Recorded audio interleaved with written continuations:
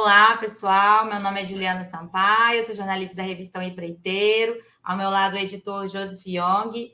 E a gente está aqui hoje com os diretores de concessões rodoviárias, Rui Klein e Alberto Lodge, da Eco Rodovias. Sejam bem-vindos, Rui e Alberto.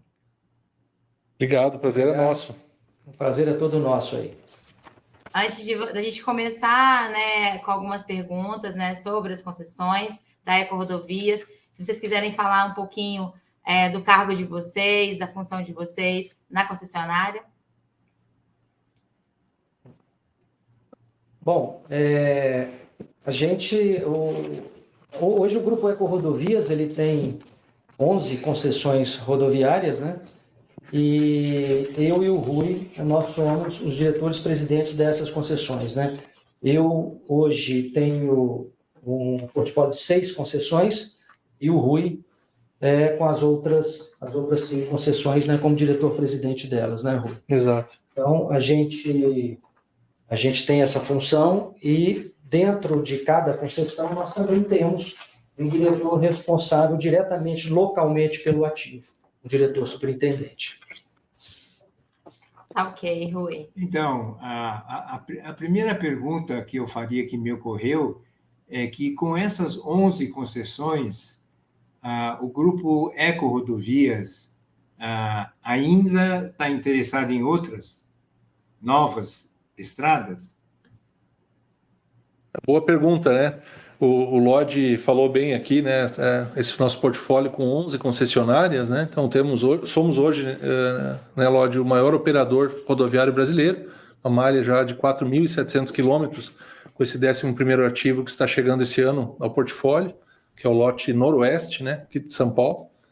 E a Eco Rodovias tem se posicionado de uma forma ainda a continuar crescendo. Obviamente que agora, no momento de fazer uma boa análise, cada ativo, cada oportunidade, mas sim, a Eco Rodovias avalia e acompanha de uma forma muito atenta e muito atuante, né, a seleção aí dos ativos para continuar crescendo de forma mais seletiva. Certo, Alberto. O Rui e Alberto, então, aí dando continuidade, entre essas 11 concessões, né, uma delas é uma das maiores obras de infraestrutura viária que está em andamento atualmente, né, que é a BR-135, né, em Minas Gerais. Isso. Qual que é a fase atual dessa obra? Vocês poderiam detalhar para a gente o que vem sendo realizado lá na BR-135? Ótimo. A BR-135 é um importante ativo nosso ali no norte de Minas Gerais, né? Ele liga ali a BR-040 até Montes Claros, né? Toda a BR-135. Hoje as obras estão bastante avançadas naquele trecho, né? Obviamente, nesse período, que é um período chuvoso, né? nessa janela de chuva, o ritmo dessas obras ele diminui, né? Ele fica um pouco mais lento devido às chuvas, mas o planejamento nosso é para já em março retomar, então, passando esse período de chuva principal, já em março a gente retoma as obras aí a todo vapor, né? E para esse ano tem um volume de investimento muito grande, muito forte a ser feito no trecho da BR-135. Nós, ali do início, ali com o trevo com a 040 até a região de Curveiro, Corinto, nós estamos tocando duplicações, né? Serão aí em torno de 70 quilômetros de pista que serão duplicadas nesse trecho até o final do ano, agora de 23, tá? Também a gente inicia a parte do contorno de Montes Claros, que foi um aditivo que nós fizemos nesse contrato de concessão, e ele foi assinado em junho do ano passado. Então, a gente já inicia também as obras ali do contorno, e até 2024 a gente conclui a duplicação de 133 quilômetros no trecho da BR-135, e também na região ali de Cordesburgo, temos ali implantação de faixas adicionais, né, também terceiras faixas, e a conclusão do contorno de Montes Claros, que é uma obra importante para resolver um gargalo que existe naquele ponto ali. Entendi, Alberto. Você comentou que há um volume grande de investimentos, né, na BR-135, né? Você poderia contar para a gente qual é esse valor que está sendo aplicado nessa rodovia? Nesse ano de 2023 está previsto 815 milhões de reais a serem investidos nessas obras lá na E135. Tá certo. E também, Alberto e Rui, né? A gente sabe que a EcoRodovias participa aí do Move Infra, né? E dentre os projetos, né, destacados, né, até no anúncio do manifesto, são os investimentos para a BR 153, 040 e 414, né? Que é entre a Aliança Tocantins e Anápolis, né? E também a Rio Valadares, em Minas Gerais. Qual a programação, né, de obras para essas rodovias, né, mencionadas nesse projeto? Perfeito. Começando aqui, então, pela a nossa Ecovias da Araguaia, que é esse lote rodoviário que você mencionou, Anápolis, Aliança Tocantins, é uma rodovia também que entrou no nosso portfólio recentemente, no final de 21. Em 22, a gente fez uma grande campanha de recuperação da malha, instalamos as praças de pedágio, iniciamos a cobrança do pedágio em todo esse corredor, e agora previmos para 2023 a continuidade aí dos trabalhos que são chamados trabalhos iniciais, né? Mas é a recuperação da rodovia de como ela existe. Para que depois, né, mais para o final do ano, início de 24, a gente inicie aí efetivamente as grandes ampliações desse corredor.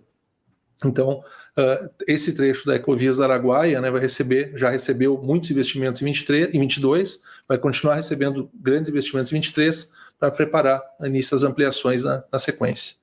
Você quer comentar um pouco da Rio Minas, Lógico? Pois a Rio Minas, a Eco Rio Minas, né, é a nossa concessionária ali do sistema Rio Governador Valadares. Nós assumimos aquele trecho em 22 de setembro do ano passado, são 726 quilômetros de rodovia que nós assumimos, na região metropolitana do Rio, ali a 493, que é o marco metropolitano do Rio, 465 e a 116, que vai até Governador Valadares, né?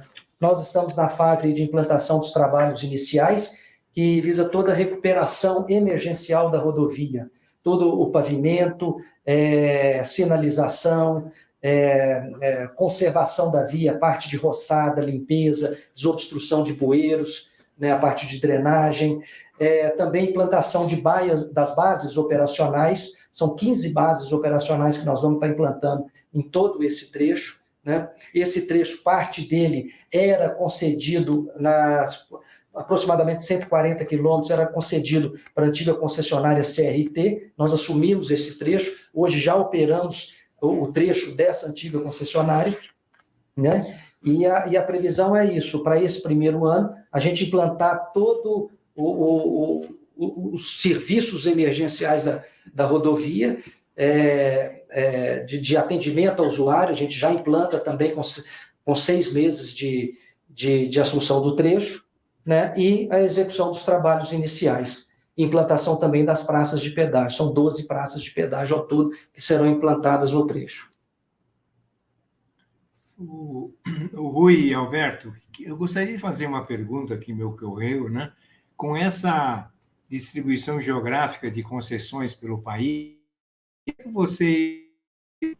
como é que vocês prequalificam as empresas de engenharia que vão trabalhar com vocês? Vocês estão levando um pessoal que vocês já conhecem, digamos aqui no estado de São Paulo, onde o grupo começou, né, com as concessões, ou então vocês estão desenvolvendo as empresas de engenharia locais? É um bom ponto, Joseph. Acho que, primeiro, destacar, acho que o início da Ecorodovia se deu, né, quando Serra e Almeida, à época, hoje Crasa e Impregilo se uniram, né, para vencer o desafio da Serra do Mar através da construção de imigrantes. Isso está lá no início, né, no final da década de 90, início dos anos 2000. De lá para cá, o grupo passou por mudança acionária e hoje nós temos um outro acionista italiano, controlador, que também tem dentro do seu portfólio construções pesadas, né? Tem uma empresa de construção que opera, tem obras no mundo inteiro.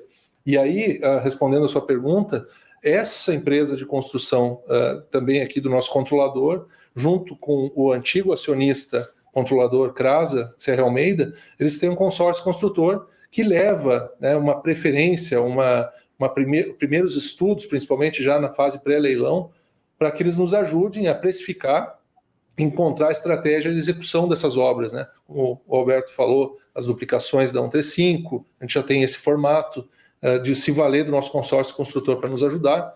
A Ecovias Araguaia e a Eco Rio Minas foram estudadas dessa forma, né? Através de uma parceria com o nosso consórcio construtor já numa fase pré-leilão, justamente para antecipar riscos, estratégia de execução. E aí, ademais, as obras que o consórcio construtor, porventura, não faça, e outras complementares, aí a gente usa o mercado quanto mais local possível, justamente para capturar sinergias, conhecimento regional, posicionamento estratégico dos fornecedores, né? Então, é uma combinação de consórcio construtor, dos acionistas, com o mercado local. Acho que eu diria que é um pouco assim, né, Lodi? Sim. Você quer complementar? Acho que é isso, e é importante mesmo, o grupo prima por desenvolver bons fornecedores, especialmente locais, né? A gente entende que isso agrega valor aos nossos ativos, ao desenvolvimento da infraestrutura local. A cadeia de fornecedores, né, José? Seria ter uma repercussão socioeconômica da própria atividade, né? De operação exatamente. do sistema rodoviário, né? Então, pelo que Exatamente. eu entendi, o consórcio Impregilo e CRASA é que faz os primeiros estudos de engenharia. Não é mais Impregilo. Só esse ponto. Era Impregilo, como eu mencionei, na construção da Imigrantes, no início da nossa trajetória aí no setor. Hoje é o grupo ASTM, que dentro desse grupo existe a construtora Itinera, que é uma construtora internacional, atua em diversos países, né? E tem, né, nessa lógica, nessa estratégia de construção deles, a Itinera Brasil. Então, a Itinera Brasil, com a CRASA, que é oriunda, né, do grupo Serra Almeida, tem um consórcio que estuda, inclusive, pré-leilão. É exatamente isso. Eu acho que esse ponto que os senhores tocaram é extremamente importante, né? Porque é importante essa visão de desenvolver a cadeia de produção local, que naturalmente tem todos os conhecimentos de logística da região, né? E isso facilita e agiliza os trabalhos de obras, né? Sim, sem dúvida. E essa questão dos riscos, né? Mapeamento dos riscos com antecedência, a estratégia executiva da obra, né? Os caminhos críticos, né? Com insumos, fornecimento, né? Então, realmente é uma vantagem competitiva que a gente se vale aí através dos nossos controladores. Tá certo, Rui. Então, né? Continuando aí sobre as concessões, né? Vocês comentaram, né, sobre a Ecovias do Araguaia, Eco Rio Minas, e a concessão mais recente, acredito que foi o lote Noroeste, né, em São Paulo, e foi licitado em setembro, inclusive prevê assinatura ainda no início desse ano. Então a gente queria saber, né, se já tem data marcada para a assinatura, né, do lote Noroeste, e também como é que serão aplicados os 10 bilhões de investimentos que estão previstos para essa concessão. Perfeito. Bem colocado, né? O leilão foi em setembro. Nesse momento, o lote Noroeste é um ativo pré-operacional, né? Ele ainda está na fase de condições precedentes para assinatura do contrato. Existe um cronograma, existe um rito, né? A gente já cumpriu as etapas de homologação do resultado do leilão, a adjudicação desse resultado e, inclusive, a convocação para assinatura já ocorreu. Então, agora é uma fase, como eu disse, né, de condições precedentes. Existe já todo um roteiro, um cronograma para que isso seja cumprido. E a expectativa é de assunção desse novo ativo numa data hoje estipulada pelo Poder Concedente, pela agência reguladora aqui de São Paulo, a Artesp, prevista para o final de abril. Então, a gente acompanha e aguarda agora as confirmações dessas datas, né? Então, o roteiro é mais ou menos esse. E a gente, obviamente, né, como somos operadores com bastante experiência, com nossa estratégia de sinergia, então a gente já está montando equipes, instalando as primeiras providências operacionais, inclusive, né, contratação de serviços, contratação de equipamentos, que vão suprir justamente essa primeira etapa de assunção, né, do novo lote rodoviário. Então, só para colocar o lote noroeste em números, os grandes números, quantos quilômetros são? Ele liga de onde a onde? Perfeito. Qual é o seu trajeto? Hoje, esse lote, eu vou começar até pela origem dele, né? Ele é oriundo, na verdade, da junção de duas concessionárias atuais, né? A Triângulo do Sol, que é uma concessionária existente do Grupo AB, e a TEB. Então, a soma desses dois ativos praticamente perfaz quase 100% do lote noroeste. E as regiões que esse lote percorre aqui no interior de São Paulo, né? É esse 10 a Washington Luiz, começando aqui embaixo, né, em direção até Rio Preto, passando por São Carlos, vai a Barretos. Então a gente tem uma série de cidades importantes aí no eixo, né, desse lote, desse corredor rodoviário da Washington Luiz e rodovias transversais à SP 310. Os investimentos previstos lá são também robustos, né? Temos duplicações previstas, né? Mais de 120 quilômetros de duplicações, vias marginais, vias locais, né?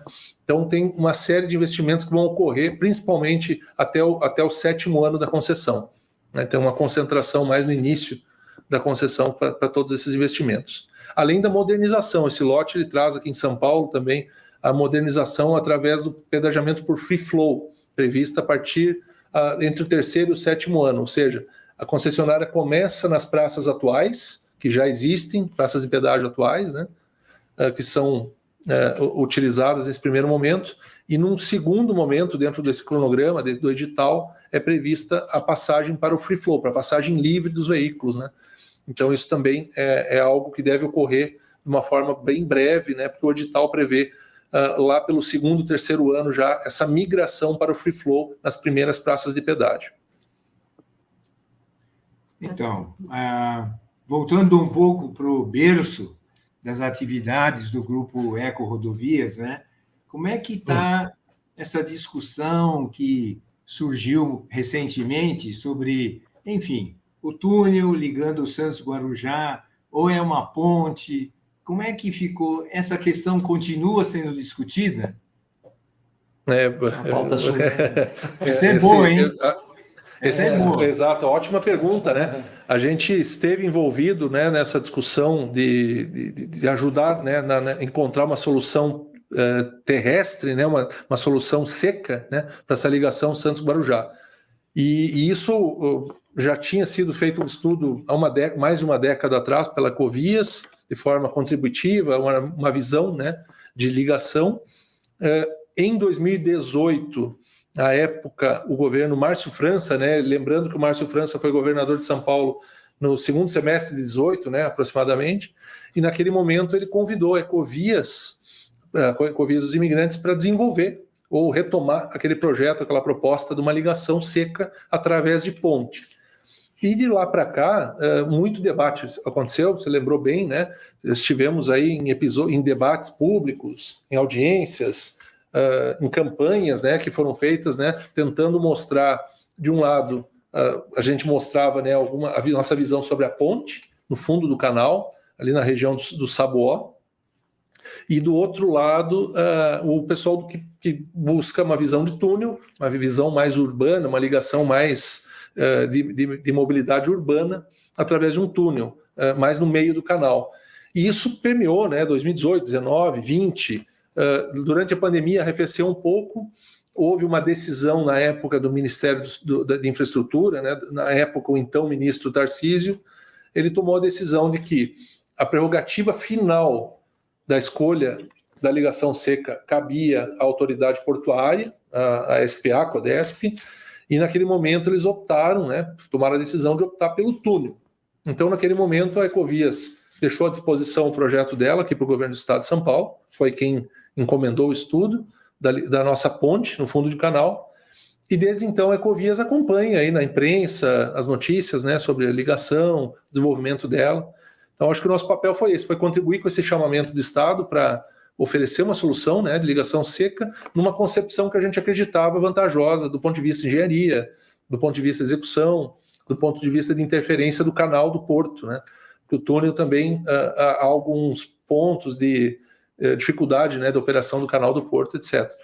Então, acho que nosso papel é esse, é um papel de neutralidade, né? Não temos paixão, fizemos túneis na Imigrantes, poderíamos ter feito essa ponte, podemos sempre estudar qualquer solução, e agora o que se nota, né, é que o governo federal e talvez até o governo do estado agora nesses papéis diferentes, né, o Márcio França agora como ministro de portos e o Tarcísio agora governador, né, então quase que eles trocaram de papéis, né, antes Tarcísio ministro e 2018 o Márcio França era governador.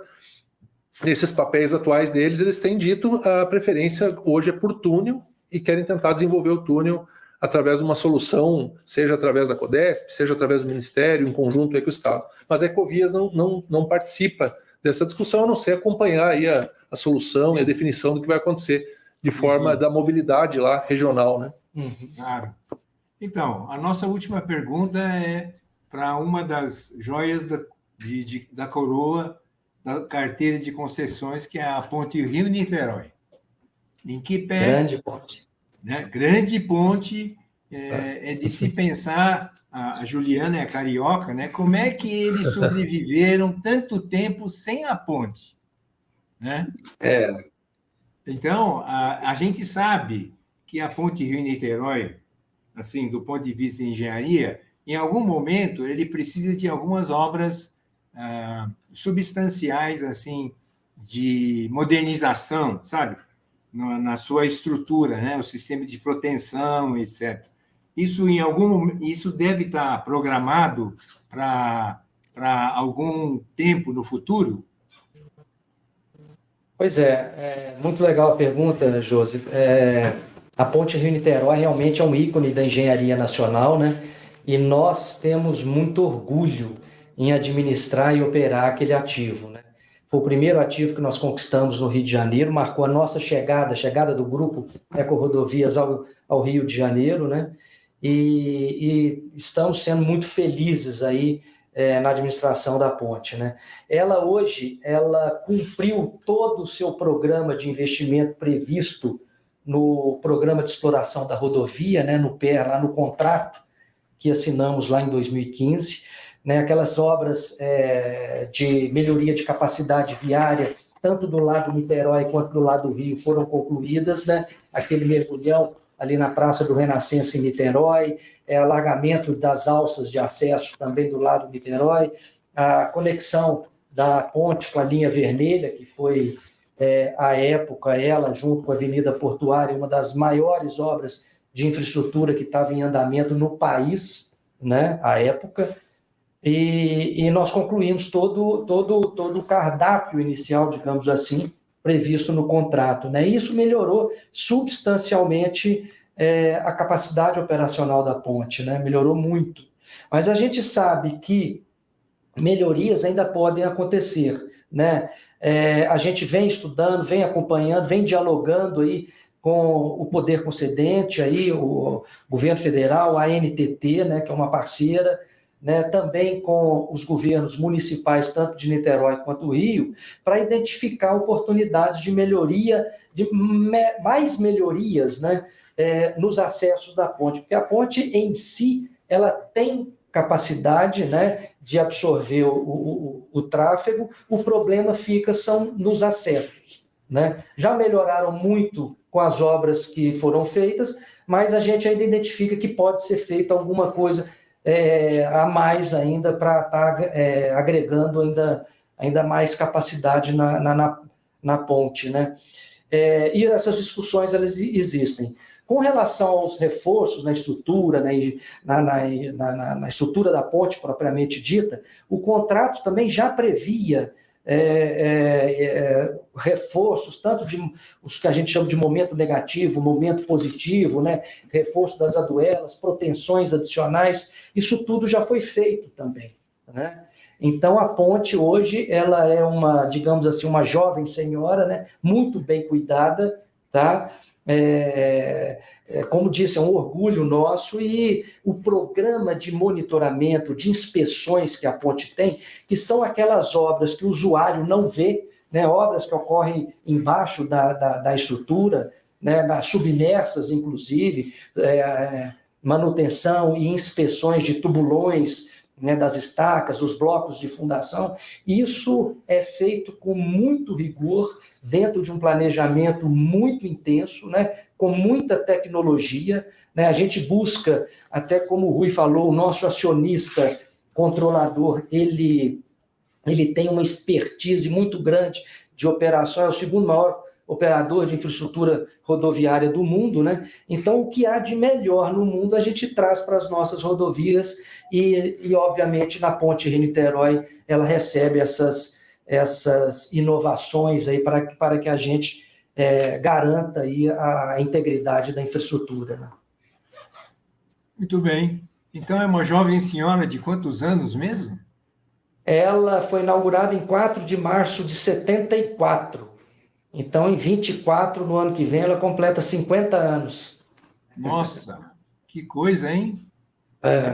Então, vocês estão de parabéns, então. E vocês gostariam de, antes de a gente encerrar, a gente só gostaria de apresentar, convidar, né, o grupo Ecorodovias a participar de uma pauta que a revista está trabalhando, né, na sua primeira edição do ano, que é falar sobre as obras de infraestrutura que trouxeram benefícios socioeconômicos e ambientais à região que atende, né?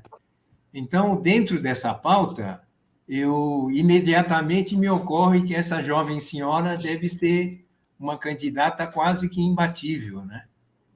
Sim. Então, a gente depois vai tratar com a Patrícia os detalhes. Então, fica uma sugestão, né? Como Rio-Niterói é uma ponte, eu acho que a Ecorodovias também pode escolher uma obra rodoviária, né, numa outra região do Brasil, para entrar nessa pauta. Que tem esses aspectos ambientais, né? Não, ambientais, e o ISD, né? Eu acho que isso é muito legal, muito bem pontuado. Eu acho que nós tenho certeza, nós temos excelentes exemplos. O Rui pode falar um pouquinho da Imigrantes mesmo, né? Que foi premiada, cartão inclusive, postal, e que recebeu todos esses selos, né? Todos os selos, pela excelência aí no desenvolvimento das questões ambientais. A própria ponte que eu estou te falando, que a gente acabou de dizer, aí, a ponte Rio-Niterói, nós fizemos as obras da linha vermelha e da portuária, que foram, né, as maiores obras de infraestrutura da história da ponte Rio-Niterói. São essas duas conexões, a linha vermelha e a portuária. E, para você ter uma ideia, nós conseguimos ali o contrato, o traçado inicial dessa obra, previsto no edital de licitação, ele previa aproximadamente 300 e poucas desapropriações e remoções de residências e famílias, mais de 1.000 famílias, né? E nós conseguimos, com alteração de traçado, com inteligência no desenvolvimento do projeto, reduzir isso para apenas 7 desapropriações. Então, isso é só um dos exemplos que a gente tem, né, de que essa pauta ISD, né, que vai o ambiental, o social, ele é muito forte no nosso grupo. A gente prima mesmo em desenvolver nossos projetos com atenção total voltada para essas questões. Acho que da Imigrantes também, né? Então, a escolha está praticamente feita, né? Imigrantes. Já está colocado, né? Exato. Já está colocado. A não ser... Imigrantes. É só fazer um parênteses, já que o Lodi lembrou da Imigrantes, ela comemorou agora, em dezembro de 2022, 20 anos de inauguração dela, né? A pista sul, pista descendente, né? A segunda pista dos Imigrantes. Então, a gente também acabou de passar por essa comemoração, né, de um ativo muito importante para o Grupo Ecorodovias, e, como o Lodi disse, né, um patrimônio aí da questão de preservação ambiental, né? A estratégia de engenharia do projeto e da concepção da obra foi premiado e é reconhecido até hoje como um bom case ambiental. Então, ficamos com essas duas jovens senhoras de 20 anos, né? Exatamente. É isso A aí. pista A Ponte já vai descendente da completar com o imigrante. seu 49º. Muito bem, então. Muito obrigado pela participação de vocês. Tá? Obrigada, Nós que agradecemos. Rui, Nós que Alberto. agradecemos. Muito bom, muito bom. Um prazer falar com vocês. Muito legal aí a gente poder estar trocando ideias aí com vocês e nessa brilhante revista, o Empreiteiro. Nós conhecemos demais já de longa data, né? Exato.